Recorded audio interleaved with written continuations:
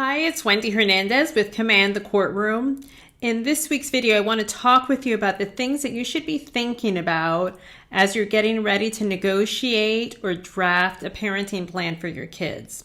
So I'm just going to highlight the things that you should keep at the top of your mind and, if you can, address with the other parent. So the first thing is, of course, custody or legal decision making in some states. So what that means is yours and the other parent's ability to make major decisions about the lives of your children. And by major decisions, I mean major decisions in the area of medicine, education, school, and personal care decisions. So as you're thinking about negotiating a parenting plan with the other party, do you want sole custody or joint custody? So that's the number one thing that you have to address. Once you've hammered that out or nailed down whatever it is that you want, then you have to start thinking about what sort of parenting time plan you're going to be asking the other party to share with you. So by parenting plan, I mean the amount of time that each of you is spending with the children. And there are lots of different parenting plans out there.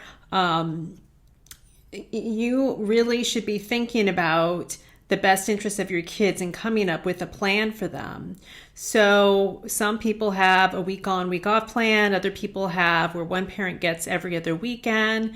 So I would encourage you to do your research, look at websites, and figure out what plan works best for the kids and lay it out, map it out with begin times and end times.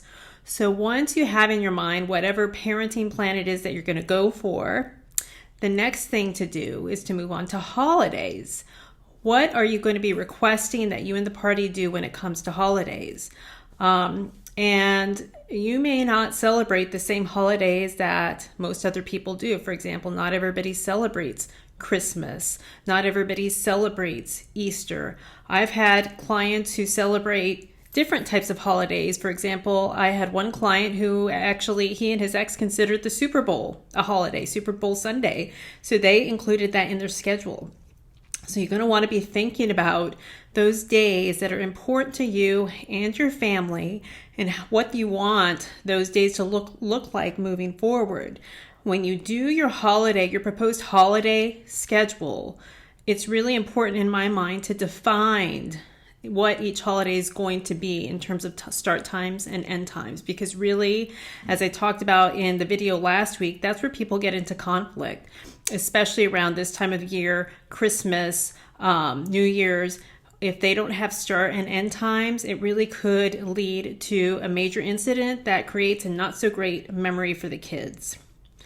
So as you're thinking about your custody and parenting time arrangement, not only do you want to think about regular parenting time and holiday parenting time, but you also want to think about vacation parenting time.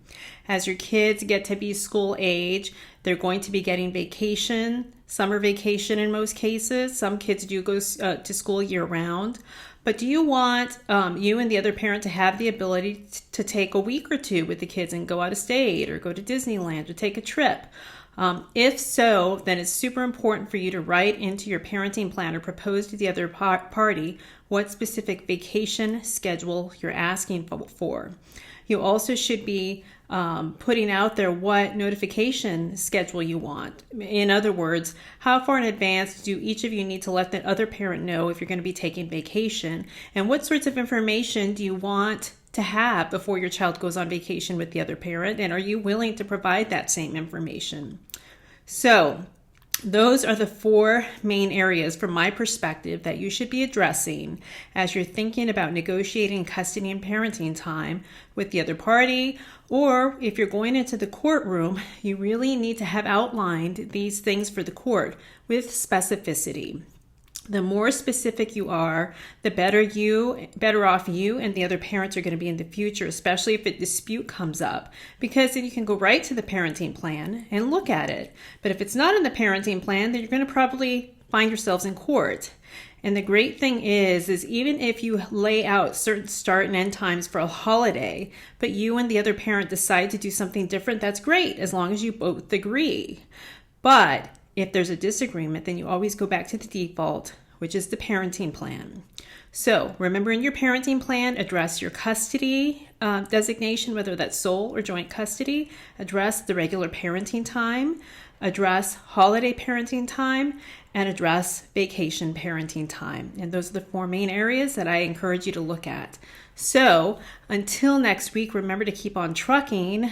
If you haven't already subscribed to YouTube, the Command the Courtroom YouTube channel, please do that because you're going to get notified every week as new videos are released. Also, if you haven't liked Command the Courtroom on Facebook, go there now and like Command the Courtroom. If you haven't downloaded the best interest checklist, go to commandthecourtroom.com, sign up for that checklist. It's going to be really helpful to you as you go through court in your custody case, either now or in the future. Remember to command the courtroom, and I'll see you next week.